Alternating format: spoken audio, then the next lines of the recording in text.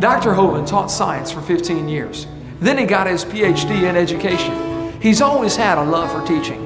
But one thing that he's discovered is that in many of the science textbooks across America today, there are some fallacies, some false information being presented. Why is this information in the science textbooks? What are they trying to prove? Hi, my name is Eric, and in this seminar called Lies in the Textbooks, you're going to find out some of those lies that are being presented and what you can do about it.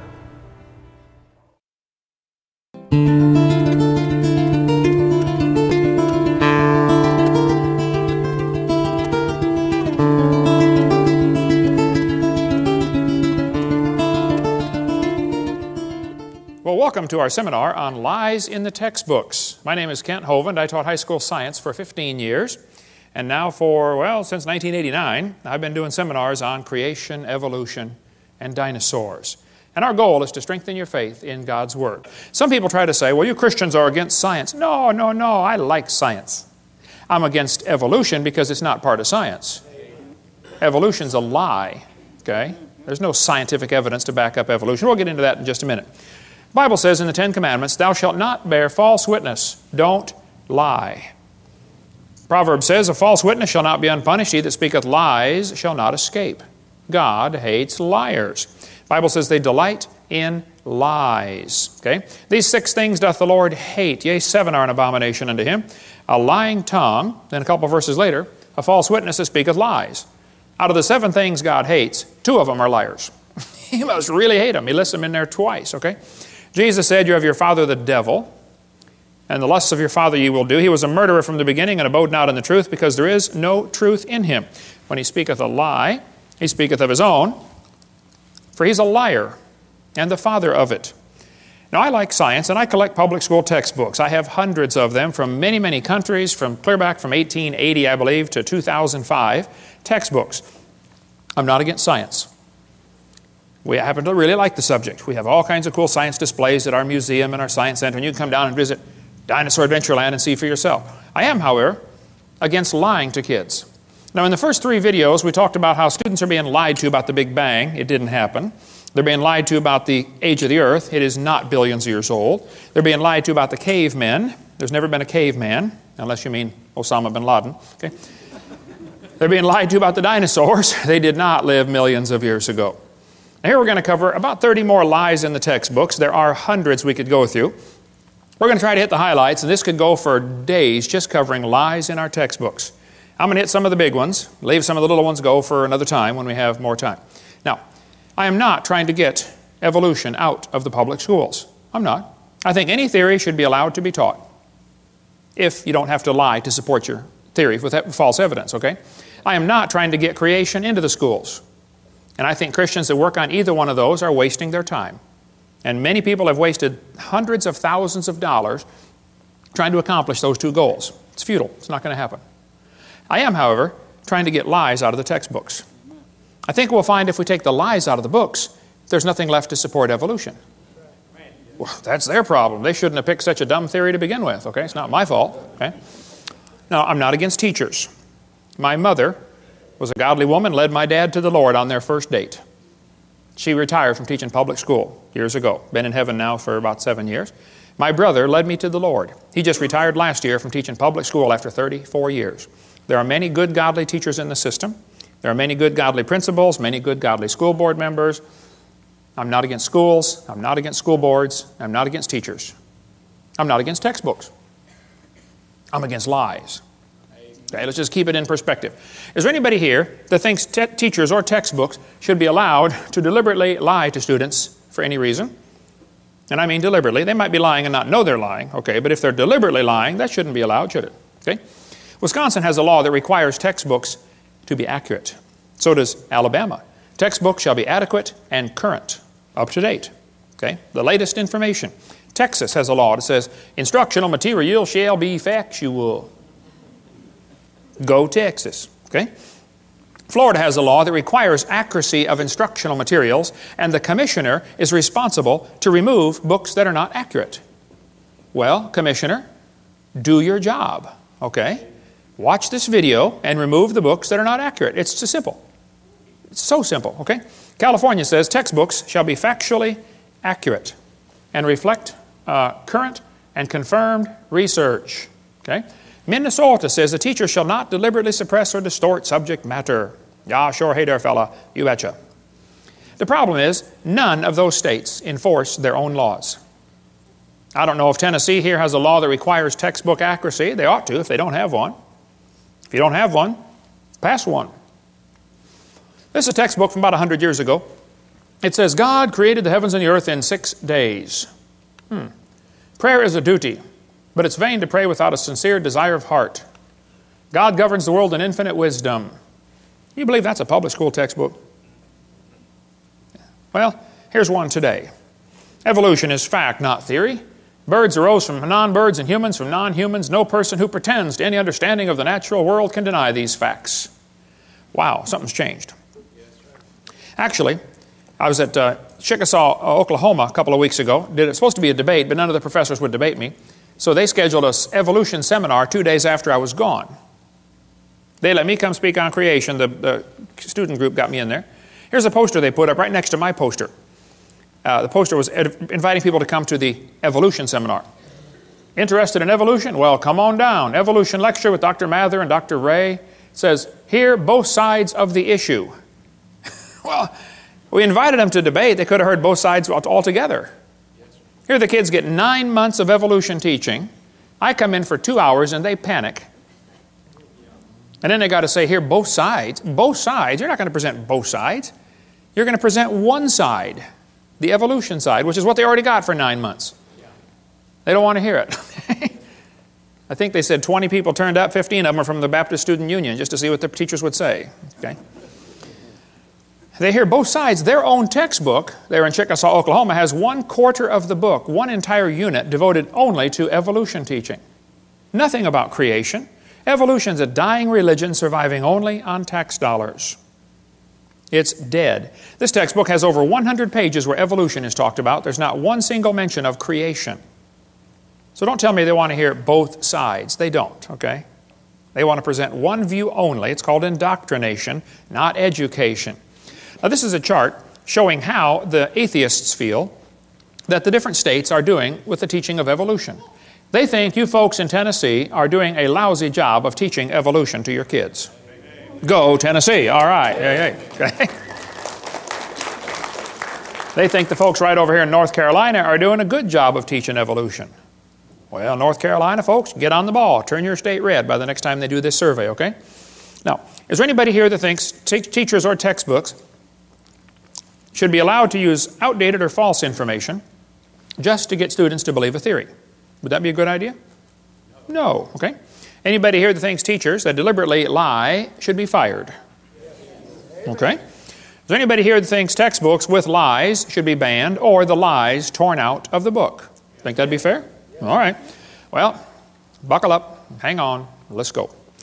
It's always amazed me how two people can look at the same thing and come to opposite conclusions of what they are looking at. You know, two people can look at Grand Canyon. One of them believes in evolution. He looks at the canyon and says, wow, look what the Colorado River did for millions and millions of years. The Bible-believing Christian stands there, looks at the same canyon, and says, wow, look what the flood did in about 30 minutes. Now, how was that canyon formed, huh?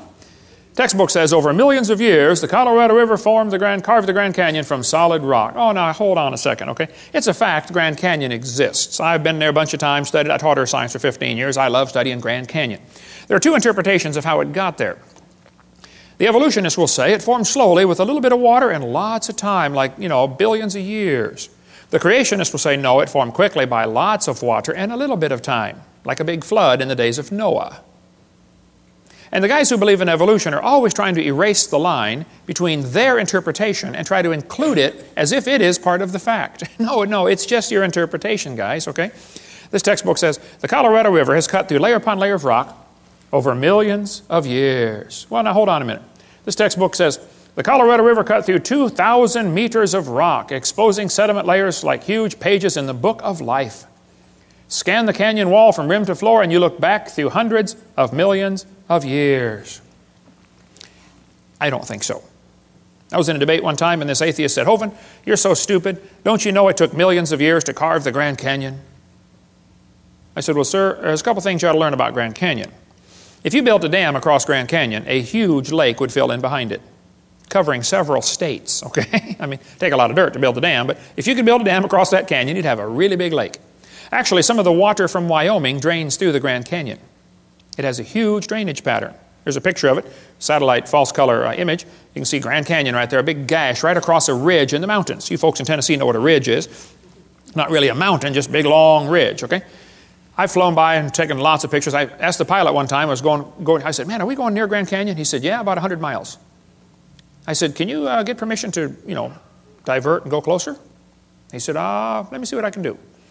He got permission, and we flew right over the top of the canyon. I'm taking pictures like crazy, Love studying Grand Canyon. Actually, it's a bunch of useless real estate. I mean, what would you do with it if you had it, You can look at it and then go home. That's about it. But, I mean, you can't plow it, that's for sure, and you don't want your cows playing out there. But I said to this professor, I said, sir, there's a couple things to consider about this canyon. I said, these two red lines indicate what's called the snow line, okay? Between those two red lines is a ridge that gets about 6,900 to 8,500 feet above sea level. Now, the river enters the canyon at the far right over there at 2,800 foot elevation. The river flows downhill for 270 miles. Comes out the other side. If you look at it from a side view, a schematic view, it'll look like this. The river comes in 2,800 foot elevation. The ground rises up while the river goes down for 270 miles. I said, now, sir, there's a few things you ought to consider about this canyon. I said, did you know the top of Grand Canyon is higher than the bottom? He said, obviously. I said, sir, did you know the river only runs through the bottom? He said, well, yeah. I said, sir, did you know the top is higher than where the river enters the canyon by over 4,000 feet? He got a dazed look on his face like a calf looking at a new gate. I said, sir, did you know rivers don't flow uphill in Tennessee? There's no delta. Where's the mud that washed out of Grand Canyon? Nobody has a clue, okay? That river did not make that canyon. Grand Canyon's a washed out spillway. There used to be two big lakes, Grand Lake and Hopi Lake. The lakes are long gone, but the beaches are still there. You can still see the beach line. They got too full and went over the top and washed out that canyon in a hurry. Any farmer that's ever built a dam to hold water for his cows will tell you, once the water goes over the top of the dam, it's all over with. That's why they guard the levee like crazy during flood seasons, don't they? Get out there with sandbags. You don't want it to even get started. It's gone in a flash, okay? This river flows down this way. Obviously, it started at the top. Must have been a big lake backed up there, too. Even El Paso, Texas is called El Paso because it's the pass, okay? I bet there used to be a big lake backed up behind El Paso that dried up and left the white sands of New Mexico behind. That's another long, interesting story. But if you look at Grand Canyon, it's pretty obvious it's a washed-out spillway, okay? Almost all rivers around the world come together at what's called acute angles, less than 90 degrees. I mean, the rivers merge and keep going the same, general direction. If you look at Grand Canyon, the rivers on the lower left are indeed merging at acute angles, less than 90 degrees. But if you look at the upper right, the rivers are flowing backwards. Why would they do that? The rivers run backwards, hit the main channel, turn around, and come back out the other way. It's called a barbed canyon. There aren't many places like this on the planet. Well, this is evidence that a lake is draining, and as the water's running off the spillway backwards into the channel, it turns around, or off the dam. Water runs off the dam into the low place, turns around and comes back out through the crack, through the breach in the dam. Grand Canyon was not made by the Colorado River over millions of years. That is one of the lies you kids are going to face in your textbook. It's just not geophysically possible for that to happen. Now, are there any farmers or vets in the crowd that might know what this machine is? What is that, brother? That's a calf puller. That's a what? A calf puller. Once in a while, a cow has a hard time having that baby calf, and so they get the calf puller out, tie the cable around the calf's legs, and jack the calf out of the cow. You get a few tons of pressure on there, calf comes right out, no problem. Well, one day, this farmer was out pulling a calf. It was a breech birth. The back feet are coming out first. That's not good, but it happens once in a while. So the farmer had the calf puller out there, and he's trying to pull the calf out of the cow. And a city fella stopped his car to see what on earth is going on. And the farmer said, have you ever seen anything like this before? The city fella said, I have never seen nothing like this. The farmer said, do you have any questions? The city fellow said, yes, sir, I have one question. It's been bugging me for 10 minutes. The farmer said, well, what's your question? And the city fellow said, how fast do you figure that calf was going when it ran into that cow? No. We're not separating the wreck here, fellas. You know, it's possible for two people to be looking at the same thing, and one of them is getting the wrong idea of what he's looking at. The Bible warned us that was going to happen. Knowing this first, there shall come in the last days scoffers. Did you know there are people that scoff at the Bible? I deal with them on a regular basis. I attract them like a lightning rod. They scoff, it says, because of their lust. There's no scientific reason for them to reject the Bible. They just don't like that book because it chaps their hide. So they're scoffing because of their lust, not because of their science, okay? Even Huxley admitted, I suppose the reason we leapt at origin of species was that the idea of God interfered with our sexual mores. We don't want God telling us what to do. Okay? Arthur Keith said evolution is unproved and unprovable. We believe it because the only alternative is special creation, and that is unthinkable. The Bible says they did not like to retain God in their knowledge. For this cause, God shall send them strong delusion. Anybody that believes they evolved from a rock 4.6 billion years ago, I would say is strongly deluded.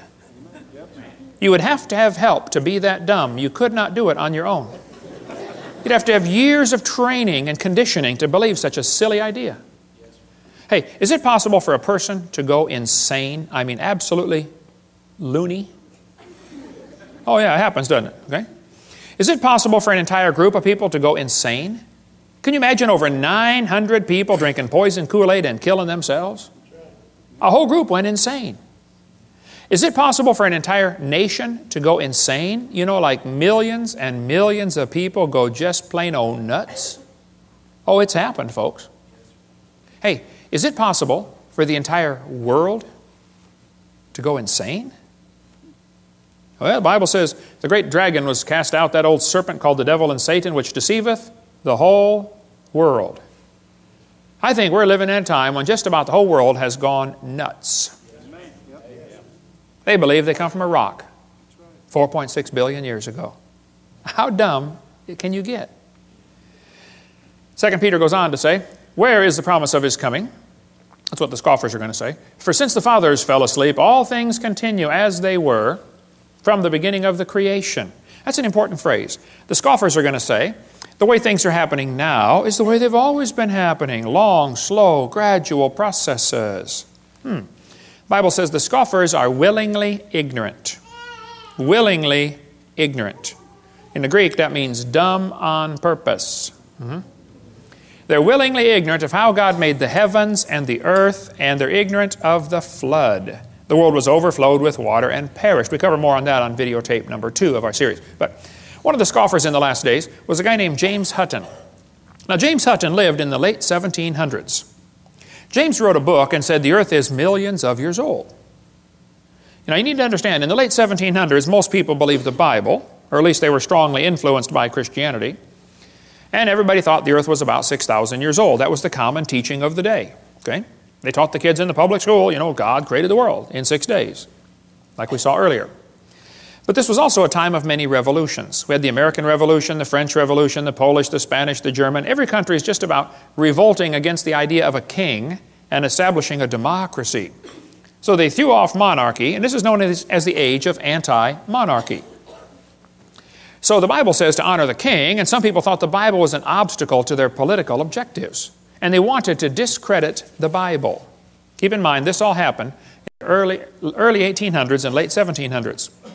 So back when everybody thought the earth was a few thousand years old, James Hutton came along and said, oh no, it's lots older than that. And it got here by uniformitarianism. Ooh, kids, big word, bold print. That'll be on the test. They always are, okay? Uniformitarianism means the present is the key to the past. No, James, I think the Bible's the only perfect key to the past. But during this time frame, the Christians, instead of fighting against this new teaching of millions of years, they swallowed it. The Christians accepted the idea of a gap theory or day-age theory or progressive creation. They just accepted millions of years right into the Bible when it's obvious to anybody with half a brain and one eye reading the Bible that it does not teach the earth is millions of years old. That's not what it says. So the Christians did not put up an effective defense, an effective resistance to this teaching, and they allowed the church to believe all this. And then when evolution came out, 1859 became popular with Darwin's book, well, the Christians just accepted that too. Boy, what a tragedy. That book covers the great turning point in history, if you like the history of stuff. Well, James Hutton's book that he wrote had a real strong influence on a young lawyer from Scotland named Charles Lyell. Charles Lyell, the lawyer, hated the Bible. Somebody calculated one time that if all the lawyers in the world were laid end to end around the equator, we would all be better off. Charles Lyell, in 1830, wrote this book right here, Principles of Geology. I've got it here on the table. You can come take a look at it. It's all marked up. In this book, you can see his hatred for the Bible kind of ooze off every page. He kept calling it ancient doctrines. He said, oh, you have a scriptural authority. He was mocking them, okay? He called it a religious prejudice. He said, men of superior talent, he's talking about himself, who thought for themselves and were not blinded by authority, he used every opportunity he could find to mock the Scriptures. And kids, you won't have to go to college very far before you're going to run into a professor that has this mocking attitude toward God's Word. How many of you had one when you went through school? Seems like their whole goal in life is to destroy your faith. I had a bunch of them when I went to school. They just wanted to destroy your confidence. Well, Charles said his goal was to free the science from Moses. What do you suppose he meant by that? Well, before Charles Lyell wrote his book, everybody looked at the geology, looked at Grand Canyon and said, wow, look what the flood did. He didn't like people interpreting Earth's history in light of the Bible. He wanted them to interpret Earth's history in terms of millions of years. Lyell is the primary guy responsible for inventing what today is known as the geologic column. How many have ever heard of the geologic column before? They divided the Earth up into layers and gave them names, you know. Cenozoic, Mesozoic, Paleozoic, Archaeozoic, all that kind of stuff. Maybe you saw the movie Jurassic Park, named after the Jurassic layer, okay? Each layer of rock was given a name and an age and an index fossil. Now keep in mind, all this was done in 1830 before there ever was a carbon dating, potassium-argon dating, rubidium-strontium dating, lead-208, lead-206, uranium-235, uranium-238. None of those had even been thought of. So they didn't determine these great ages by any radiometric decay method. They just picked the numbers out of the clear blue sky. It's a fact the Earth has many layers of sedimentary rock. That is just a fact. You can see them all over Tennessee here. How'd they get there? Well, there are two interpretations. One group says the layers formed slowly over millions of years. The other group says, no, these layers are all from the flood in the days of Noah. And again, they're always trying to erase that line between the two and make their interpretation become part of the fact. And it's just not, okay? It's just their interpretation, that's all. The geologic column is actually the Bible for the evolutionist. The only place you'll ever find it is in the textbooks. It doesn't exist. This guy admits it. He said, if there were a column of sediments, unfortunately, no such column exists. Did you know there is no geologic column? If there was, it'd be 100 miles thick. It doesn't exist. It's one of the lies in the textbooks. And actually, all of evolution is based on this lie right here. This is one of the most serious ones, in my opinion. It's true the Earth has layers. That's not the question. Okay? How did they get there, though? I mean, if that layer sat there for 10 million years waiting for the next one, don't you think it's going to rain once in a while in 10 million years? Why are there no erosion marks between the layers?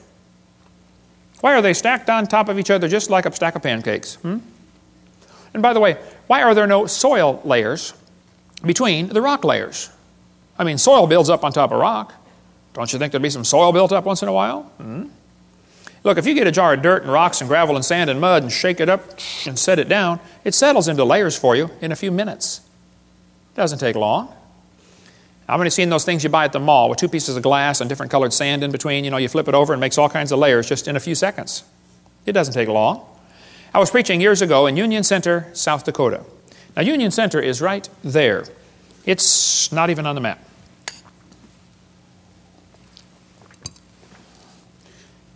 And South Dakota puts everything they can find on the map just to kind of fill in the white places, you know. Well, there were 40 people in the whole town. 38 of them came to church. Other two must have been pulling a calf, I reckon. I don't know. But boy, we had a great meeting, and the preacher said, hey, Hovind, let's go down to Rapid City. They've got a bunch of dinosaurs in the museum there. I said, all right, I like dinosaurs. Let's go. So we all drove down to Rapid City. We came to this museum, and a guide met us at the door. He said, "Hey, folks, would you like me to give you a tour?" We said, "That would be great, sir." Well, the first place we stopped on the tour was the geologic time chart. They have it lit up, and it's behind glass, and it's holy and sacred. Don't dare touch that thing, you know. So we're standing over there, and the guide said, "Now, folks, this layer of rock right here is about 70 million years old." Well, my daughter was 12 years old at the time. She raised her hand.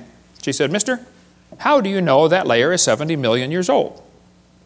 He said, "Honey, that's a good question. We tell the age of the layers by what types of fossils we find in them. They're called index fossils." And by the way, that's correct. That's what the textbook says. Scientists use index fossils to determine the age of rock layers. She said, "Thank you, sir." We walked around the other side. We're standing over here, and the guide said, "Now, folks, these bones are about 100 million years old." My daughter raised her hand again. She said, "Sir, how do you know those bones are 100 million years old?" He said, "Well, honey, we tell the age of the bones by which layer they came from." She said, "Sir, when we were standing over there, you told me you knew the age of the layers by the bones, and now you're telling me you know the age of the bones by the layers." She said, "Isn't that circular reasoning?" I thought, wow, a chip off the old block. That guide had the strangest look on his face. It was almost as if he were thinking. He looked at my daughter. He looked at me. I wasn't about to help him. I thought, wow, this is going to be good. I have got to hear this. He looked back at my daughter. He said, "Wow, you're right. That is circular reasoning." He said, "I never thought of that before." That fellow drove 50 miles one way that night to come hear me speak in Union Center, South Dakota. The crowd swelled to 39. We set up a chair in the aisle. Afterwards, he talked to me for an hour. He said, "Hovind, is everything I believe about geology wrong? I teach this stuff at the college." I said, "Oh, no, I like geology. I've got a huge fossil collection, rock collection, mineral collection. I teach earth science. I love studying geology." I said, "But as far as the layers being different ages," I said, "Yes, sir, I'm sorry. That is all baloney. It's based on circular reasoning." I'll show you. Here's a textbook that tells the kids to date the rocks by the fossils, and on the very next page it says, "Date the fossils by the rocks." On the next page, and they don't catch it. It's a lie. It's circular reasoning. The intelligent layman has long suspected circular reasoning in the use of rocks to date fossils and fossils to date rocks. The geologist has never bothered to think of a good reply, feeling the explanations are not worth the trouble as long as the work brings results. It cannot be denied from a strictly philosophical standpoint, geologists are arguing in a circle. The relative ages of rocks are determined by the organisms they contain. They date the rocks by the fossils and the fossils by the rocks. Ever since the beginning of the 19th century, fossils have been and still are the best and most accurate method of dating and correlating the rocks in which they occur. Apart from very modern examples, which really are archaeology, I can think of no cases of radioactive decay being used to date fossils. They don't date fossils by potassium-argon dating or carbon dating. That's not how they do it. Radiometric dating would not even be possible if the geologic column had not been erected first. There's no way simply to look at a fossil and say how old it is unless you know the age of the rocks it comes from. This is Niles Eldredge, one of the most famous evolutionists alive today. He said, and this poses something of a problem. Yeah, something poses a big problem, Niles. If we date the rocks by the fossils, how can we then turn around and talk about patterns of evolutionary change through time in the fossil record? Circular reasoning. This guy said the rocks do date the fossils, but the fossils date the rocks more accurately. It's based on circular reasoning, okay? This guy said the charge of circular reasoning can be handled several ways. It can be ignored as not the proper concern of the public. It can be denied by calling down the law of evolution. It can be admitted as a common practice or avoided by pragmatic reasoning. But it is all based on circular reasoning. Actually, at the Scopes monkey trial, 1925, over here in Dayton, Tennessee. How far is Dayton from here, Steve? About 100 miles, okay. This is what they were going to use as evidence for evolution. The lowest layers are obviously the oldest. Page 275 of the court transcript. No, the oldest layers are not obviously the oldest. Did you know in still water, sediment layers settle out, the bottom one first, and then the second one, and then the third one? That's correct. But in moving water, you can get 5 or 6 or 10 layers to form simultaneously. They form from one end and travel across. So it's possible to have a fossil on the bottom that is younger than a fossil on top, if it's moving water. There's a great video tape called Experiments in Stratification. It covers all that if you want more on that. Or get our video number 6. We'll get more of that later. I like to ask evolutionists, I say, guys, your geologic column contains limestone quite a few places. If I handed you a piece of limestone, how would you know if it's 100-million-year-old Jurassic limestone or 600-million-year-old Cambrian limestone? I mean, exactly what's the difference? They'd say, well, the only way to tell the difference is by the index fossils. That's precisely my point. They date the layers by the fossils. This textbook shows the kids a trilobite, and it says, boys and girls, trilobites make good index fossils. If a trilobite is found in a rock layer, the rock layer probably formed 500 to 600 million years ago. I don't think so. Somebody found a human shoe print where the guy with a shoe on had stepped on and smashed a trilobite. They asked evolutionists all over, how on earth could a human step on a trilobite? If trilobites lived 500 million years ago and man didn't get here till, 3 million years ago, and they didn't start wearing shoes till 10,000 years ago, how could a human step on a trilobite? One atheist said, well, it's obviously. The only answer would be that aliens visited the planet 500 million years ago. Oh, them aliens will do it every time. Another guy said, well, maybe there was a large trilobite shaped like a shoe that fell on a small one. Now, there are some big trilobites, okay, but I don't think they're shaped like a shoe. Actually, the trilobite has the most complicated eyeball ever. Trilobite eyes are unbelievable. And this is one of the first creatures to evolve, and it already has the most complex eye, just the eye is one of the most complex features you could have. Now, trilobites are not index fossils for anything, okay? There are all kinds of different types of trilobites, and there probably are some still alive today. Certainly the Baltic isopod is still alive. A guy sent me a couple weeks ago, about a couple months ago, I guess, a whole jar full of trilobites from the Prudhoe Bay water treatment plant up there for the oil factory they've got, oil refining rig. When they arrived in Pensacola, Florida, they were still alive in the jar.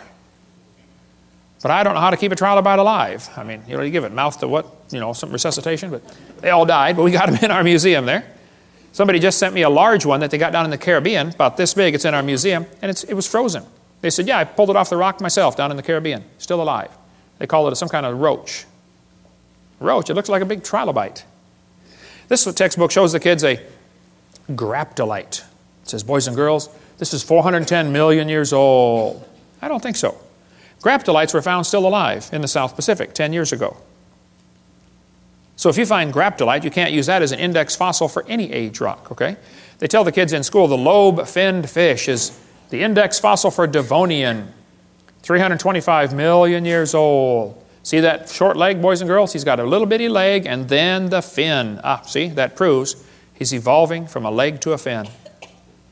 No, that's a lie. The lobe-finned fish are still alive today. They're swimming around the Indian Ocean. And when they caught the first one in 1938, the scientists looked at it and said, wow, would you look at that? They survived for 325 million years. It never dawned on them once to question the geologic column. That thought never crossed their brain. You don't question the geologic column. It is holy and sacred. You just have to say it survived for 325 million years. It's in the textbooks today. And they still say it's the index fossil for 325 million year old rock, even though they know they're swimming around the ocean. How can they be that dumb? This lady wrote a book about it, A Fish Caught in Time. She says, boys and girls, this is our own great uncle, 40 million times removed. You're going to be told that dinosaurs are index fossils for the Jurassic period, 70 million, or Cretaceous, 70 million years ago. That's baloney. Dinosaur bones were found here recently that had blood cells still in them. How long are the blood cells going to last? Here's soft tissue found with dinosaur bones, still flexible, soft tissue in March of 2005. Here's fossilized human hands found in the same rock strata as dinosaur bones. Now, they tell you the layers are different ages. That's simply baloney, okay? Now, Charlie Darwin didn't like round numbers, so he said the Wealden deposits are 306,662,400 years old. How could he possibly know such a thing, okay? All over the world, petrified trees are found standing up, connecting these different rock layers. Petrified trees standing up. Now, how long does a dead tree stand up around here before it falls down? 5 years, maybe 10 years? 5 million? Oh, no, not 5 million, that's for sure, right? But yet petrified trees in the vertical position are found all over the planet. I'll just flash through some pictures real quick here. There are all kinds of petrified trees found standing up. And they're running through multiple layers, and the kids are being taught the layers are different ages, and yet here's one tree connecting them all. I'm having a hard time believing these layers are different ages. That's what I'm having. Central Alabama's got a large coal mine with a whole bunch of petrified trees standing up running through two seams of coal, the Blue Creek and the Mary Lee. Now they're going to tell you in school, for coal to form, a forest has to grow, and then it all falls over and turns into a swamp, and then it gets buried, and then new mud washes in on top, and the coal slowly forms from the forest that was buried. And then thousands of years later, another forest grows on top, and a whole new layer of coal formed. So if you find 2 layers of coal, oh, that took thousands of years. That's what they'll tell you in school. That's simply baloney. We'll cover more on coal formation on video 6, but if you look at the samples of trees found in this coal mine, you look at sample A, B, C, D, E, F, G, I mean, any freshman law student could tell you, hey folks, I think I can prove these 2 coal formations formed at the same time, very quickly. Within a few weeks or months of each other, that's for sure. Probably during the flood in the days of Noah. We'll cover more on that on video 6. In Cookeville, Tennessee, how far is Cookeville from here? 100 miles? What's that? 150 miles.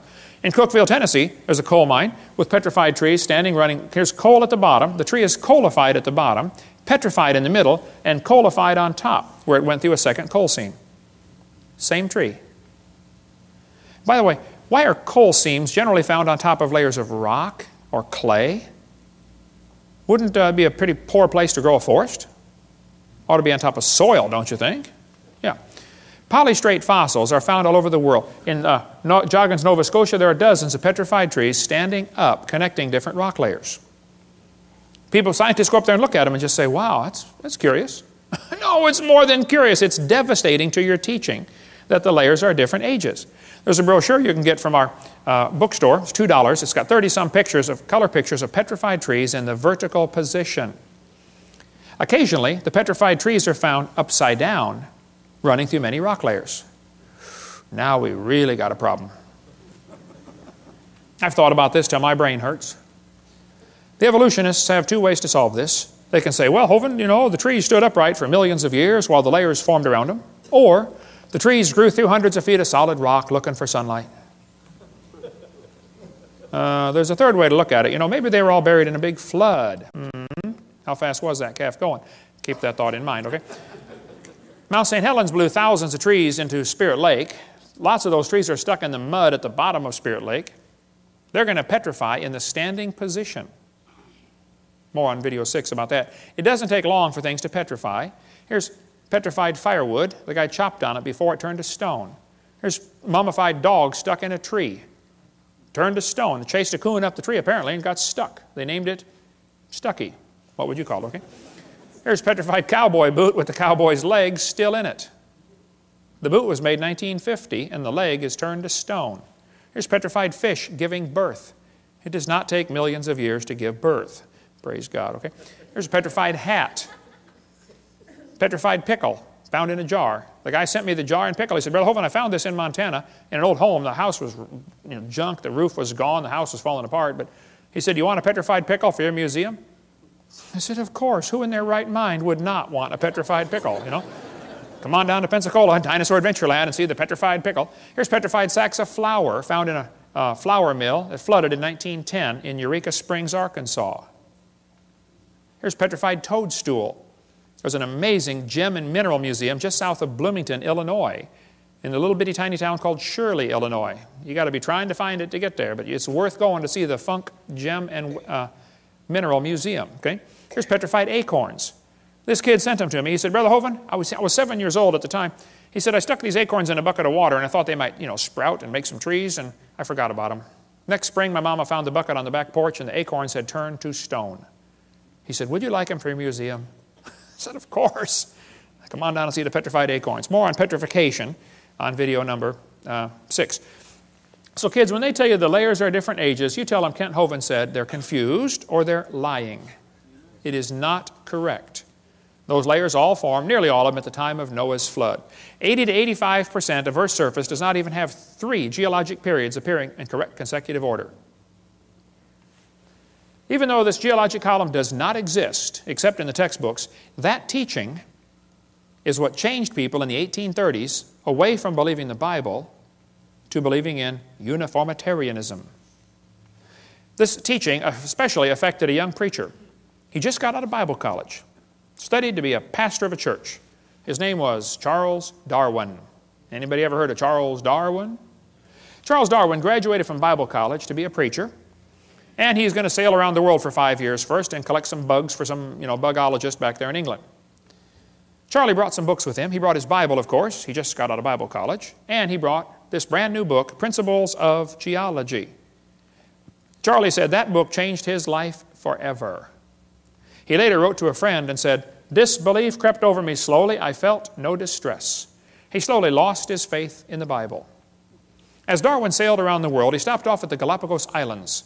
Here on those islands, he noticed there were 14 different varieties of finches. Little tiny bird with a little tiny beak. But the beak shapes were different. Now the Grants went there and studied them and said, wow, during dry years, the beak is 1/10 of a millimeter thicker, and during wet years, it's 1/10 of a millimeter thinner. But it always averages back out. 1/10 of a millimeter, do you know how much that is? Not much. Darwin looked at the birds and said, you know what? I think all these birds had a common ancestor. I bet you're right, Charlie. It was a bird. And then Charlie said, well, maybe this proves that birds and bananas are related. You say, oh, he never said that. He sure did. I knew you wouldn't believe me, so I brought his book. It's right here. The Origin of Species by Charles Darwin. On page 170, Darwin said, it's a truly wonderful fact that all animals and all plants throughout all time and space should be related to each other. Isn't he saying the birds and bananas are related? He sure is. This is a lie. What Charlie observed is what is sometimes called microevolution. Microevolution tells us dogs produce a variety of dogs. That's a fact. It happens, okay? And roses produce a variety of roses. Nobody argues about that. The question is, does it go any farther than that? You may get a big dog or a little dog, but you get a dog every time. And probably the dog, the wolf, and the coyote had a common ancestor. I wouldn't argue about that.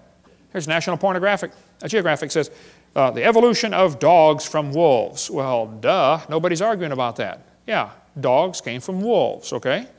The Bible says they bring forth after their kind. 10 times it says that in the first chapter. See, this word evolution has 6 meanings. We've been through this before, so I'm going to go through it kind of quickly. There's first of all cosmic evolution, Big Bang. Secondly, chemical evolution, where all the chemicals come from hydrogen. That's baloney. Thirdly, stellar evolution, where all the stars form from dust. You cannot get dust to condense into a solid star. Can't happen. There's Boyle's gas laws that drive it away, okay? Then there's enough stars out there, though we can all have 11 trillion to ourselves. Then you have organic evolution, where life gets started from non-living material. And then macroevolution, where an animal changes to a different kind of animal. None of those have ever been observed. Number 6, variations within the kinds, sometimes called microevolution. That one happens. The first 5 are religious. So whenever you discuss evolution, you have to define what you're talking about. If you're talking about number 6, I'm with you. I agree, that happens. If you're talking about the first 5, that doesn't happen. That's something you believe happens, okay? Watch how they change the definition for the kids. They say, okay, boys and girls, evolution is change over time. Is that really what they mean? Watch this carefully now. In other words, living things have changed over time. Wait. Are you going to skip over the first 4? They just want to bypass the first 4 stages like it's not part of the theory? Well, then you don't have a coherent theory. Then they say, evolution is defined as a change in species over time. Now they're down to what I believe in. I think species can change. I think you can get some really weird varieties of animals, but they're still the same kind, okay? This is a lie, kids. That's not really what they mean by evolution. They want to give you examples of number 6 and make you believe that the whole theory has been proven. Don't get brainwashed. Most evolutionists will say, well, macroevolution is just micro with longer periods of time. No, it's not. They had a big conference on this very question in Chicago. They said the central question of the Chicago conference was whether the mechanisms underlying microevolution can be extrapolated to explain the phenomena of macroevolution. The answer can be given as a clear no. It doesn't work. Variations happen, sure, but they have limits. Did you know farmers have been trying to get bigger pigs for a long time? Do you think they'll ever get a pig as big as Texas? Nah, I bet there's a limit, isn't there? Okay. Roaches become resistant to pesticides.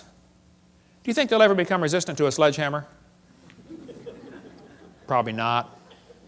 See? There's a tiger had 3 kittens, all different colors, same litter. That's variations, but it's still a tiger. That's not evolution. They always end up producing the same kind of offspring, just like the Bible says. The information for the new variety had to be in the gene code already, or it couldn't produce it. No new information is ever added. The gene pool of the new variety is always more limited. Somebody spent years crossbreeding dogs to develop the Chihuahua. All that money to make a dog that's 100% useless. I mean, think about it. How long would the Chihuahuas last in the real world? Turn them all loose into the woods. Watch what happens.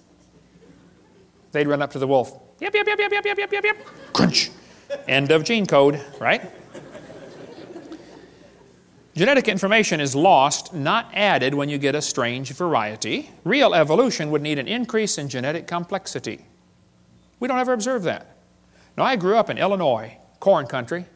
Did you know there are so many kinds of corn up there, they have to number them? You'll be driving down the highway and there's a sign that says BX65. Don't mix it with XL29. Something will explode.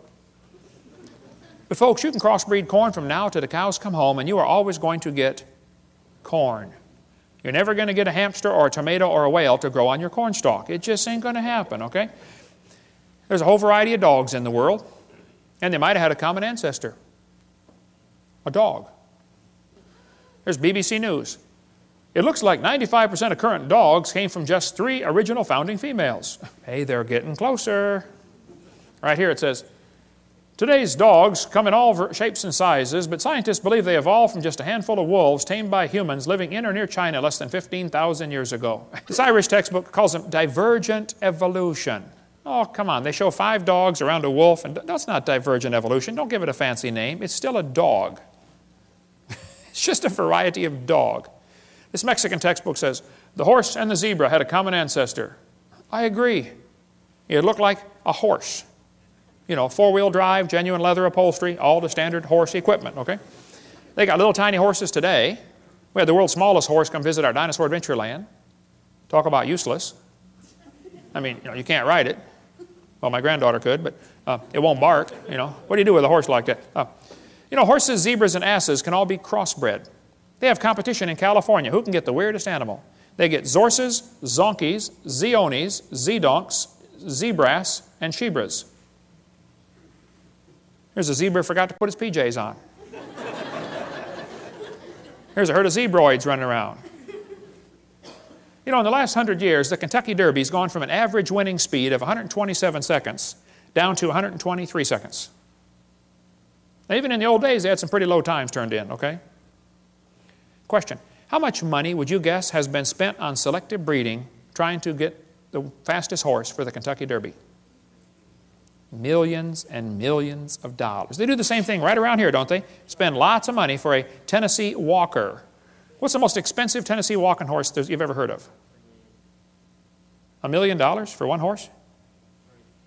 $3 million for one horse. That's how much per pound? Man, I was in Italy, we ate horse over there. It's good, too. Tastes like chicken, you know. Now, I don't know if they've got to the absolute limit of horse speed or not. I don't know. But I suspect they're getting kind of close, okay? If you really want to win the Kentucky Derby, why don't you breed wings on your horse and fly around the track in 12 seconds? The whole point is, sure, you get varieties, but they're limited. There's a bunch of different kinds of cows in the world, and they might have had a common ancestor. A cow. This magazine's where you order chickens. All right, boys and girls, should we order, you know, cinnamon queens, red rocks, white rocks, cherry eggers, or brown leghorns? But look what the magazine says. Jungle fowl are the original bird from which all varieties and strains of domesticated chickens are derived. Did you know all the chickens had a common ancestor? Anybody want to guess what it was? Chicken. You got it. There are 8 kinds of bears in the world, and they might have had a common ancestor. A bear. You know, broccoli, cabbage, cauliflower, and Brussels sprouts all have a common ancestor called a plant. In California, they got huge fields where they graft English walnut trees onto black walnut stumps. They do it because the black walnut stump, the root system is tough and can handle the weather over there, but the black walnut doesn't taste as good, it doesn't sell for as much money, and it's tougher to crack. English walnuts taste better, they sell for more money, and they're easier to crack, but the root system rots. So they cut them off and stick them together. They do it all over there. Well, they can do it because they're both a walnut. See, you could never graft an English walnut tree onto the back of a turtle. That won't work, see? The sugar beets were used for years. When sugar got expensive, they wanted to get sugar out of beets. So they tried to do selective breeding to increase the sugar content in sugar beets. They raised it from 6% to 17%, but could not. They ran into a brick wall. Hey, can't go past 17. And the further they got away from the normal wild sugar beet, the more problems they started having. Now you got to babysit the field and spray pesticides and bugicides and everything else on it, okay? Because its disease resistance goes down. People say, don't bacteria become resistant to drugs? Well, that's because they lose information, not gain it. I'll show you. Dr. Spettner points out, this is based on a misunderstanding. For the mutations that cause antibiotic resistance still involve information loss. For example, to destroy a bacterium, the antibiotic streptomycin attaches to part of a bacterial cell called ribosomes. Mutations sometimes cause a structural deformity in ribosomes. Since the antibiotic cannot connect with the misshapen ribosome, the bacterium is resistant. Even though this mutation turns out to be beneficial for the moment, it still constitutes a loss of information, not a gain. No evolution has taken place. The bacteria are not stronger. In fact, under normal conditions with no antibiotic present, they are weaker than their non-mutated cousins. I'll give you an example. Suppose somebody's coming through town and they're handcuffing everybody, taking them off to jail, and then they're going to kill them. But you don't have any arms, so they can't handcuff you. Aha. Is that a beneficial mutation to not have arms? Well, yeah, for the moment, okay. But in long term, it's not beneficial, okay? And so all the examples they ever point to are bacteria becoming resistant to drugs. That's a loss of information, not a gain. The Bible is correct. They bring forth after their kind. James Hutton wrote a book in 1795, and people began to doubt the earth was 6,000 years old. Charlie Lyell wrote a book in 1830, and people began to doubt the flood, and Charlie Darwin's book made people doubt the Creator. And by the mid-1800s, people were wondering, wow, if God didn't do it, how did we get here? Who's in charge of the world? That led directly to the rise of communism, Marxism, socialism, Nazism. We'll cover that on Seminar Part 5. Politically incorrect, the dangers of this evolution theory. Now, Darwin didn't originate the evolution theory. It was around before him. He just simply made it popular, okay? But Timothy was warned by Paul here in 1 Timothy 6. You be careful about avoiding profane and vain babblings and oppositions of science falsely so called. Evolution is not science. Evolution's a religion in every sense of the word. Hitler said, let me control the textbooks, I'll control the state. Professor Wilson at Harvard University said, as were many persons from Alabama, I was a born-again Christian. When I was 15, I entered the Southern Baptist Church with great fervor and interest in the fundamentalist religion. I left at 17 when I got to the University of Alabama and heard about evolution theory. He lost his faith, first year of college. That's what happened to Philip Wentworth. Studied for the ministry at Harvard, lost his faith, gave up on the ministry. That's what happened to Scott. He almost lost his faith till somebody showed him one of my videotapes. And he said, oh, man, you saved my faith, Brother Hovind. Marty wrote me and said, I want to let you know your ministry's been a blessing to me. I'm one of the high school students in the anthropology class that is a victim of the dangers of evolution teaching. I was very discouraged and questioned the existence of God. I listened to your seminars and that completely encouraged me, and it was a blessing to me. Yay, rescued one. It's amazing how many thousands of people down through history have lost their faith because of this evolution teaching. Karl Marx said he wanted to serve God with his life. Went off to college, became an evolutionist. Comrade Stalin. There was a special this afternoon on TV. How many saw that about Comrade Stalin on the History Channel? He went to a Christian school, read Darwin's book, and became an atheist. Killed between 60 and 100 million of his own people. Andrew Carnegie became an evolutionist reading Darwin's book. He said it freed him from the shackles of religion. Light came in as a flood and all was clear. Not only had I got rid of theology and the supernatural, but I found the truth of evolution. Carnegie left behind millions of dollars to make sure evolution is taught in our schools instead of creation. He funded the National Center for Science Education. The list is really long. We'll have to quit now. But 75% of kids from Christian homes that go to public schools lose their faith after 1 year of college.